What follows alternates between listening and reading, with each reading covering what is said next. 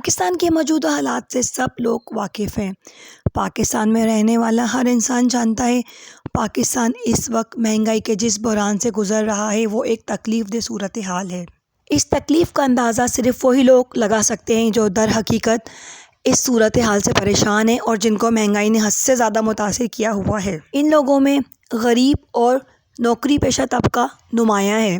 غریب تو پہلے ہی غریب تھا، غریب اور غریب ہوتا جا رہا ہے، لیکن جو لوگ پہلے مڈل کلاس تھے اور اپنی سفید پوشی کا بھرم قائم رکھتے تھے وہ بھی اب غربت کے سانچے میں ڈھلتے جا رہے ہیں، اور اس کی وجہ پاکستان میں بڑھتی ہوئی مہنگائی ہے جس کو روکنا ناممکن نظر آ رہا ہے۔ پاکستان معاشی طور پہ پہلے ہی غیر مستحکم تھا اور مہنگائی نے صورتحال اور زیادہ خراب کر دی۔ اس مہنگائی پہ کیسے قابو پایا جائے؟ پاکستانی عوام سوچ سوچ کر ہلکان ہو رہی ہے۔ اصل میں اس سے وہی عوام زیادہ متاثر ہے جو اس کا شکار ہیں۔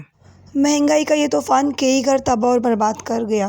کئی ایسے گھرانے ہیں جو مہنگائی سے اس قدر متاثر ہوئے کہ وہاں پہ مہنگائی کی وجہ سے قیمتی جانیں بھی ضائع ہو گئیں۔ کئی گھرانے ایسے ہیں جہاں ماں باپ نے اپنے بچوں کو زہر دے کے خود بھی زہر کھا لیا اور اپنی نیند سو گئے۔ روزانہ کی بنیاد پر آپ کو ایسی خبریں ضرور سننے کو ملتی ہوں گی جس میں آپ کو پتہ چلتا ہوگا کہ مہنگائی کی وجہ سے کس قدر گھر اجڑ رہے ہیں اور کتنے لوگ بے گناہ مارے جا رہے ہیں۔ ان لوگوں کے بارے میں سوچیں جو مہنگائی کی وجہ سے خودکشیاں کر رہے ہیں۔ سوچیں کہ وہ اذیت کی کس منزل پر ہوتے ہوں گے اس وقت جس وقت وہ یہ فیصلہ کرتے ہوں گے۔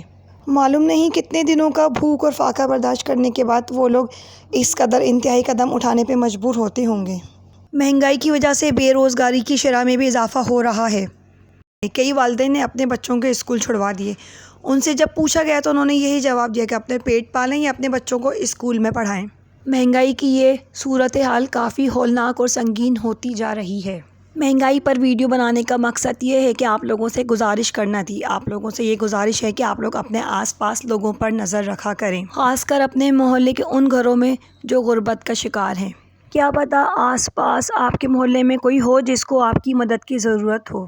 کیا پتہ کسی کے گھر کھانا نہ بنا ہو، کسی کے گھر میں سودا سلف نہ ہو، کوئی اپنے بچوں کے اسکول کی فیس نہیں دے پا رہا ہو۔ اپنی حیثیت کے مطابق ان کی چھوٹی موٹی مدد کر دیا کریں، کیا پتہ اس سے بہت زیادہ تو نہیں لیکن ان کی کچھ پریشانی ختم ہو جائے۔ ویسے بھی اللہ تعالیٰ مدد کرنے والوں کو پسند کرتا ہے، اس لیے کوشش کریں جتنی ممکن ہو آپ لوگوں سے اتنی آپ لوگوں کی مدد کر دیا کریں۔ سچے دل اور خلوص نیت سے دیا ہوا ایک قطرہ بھی اللہ تعالیٰ ضائع نہیں کرتا۔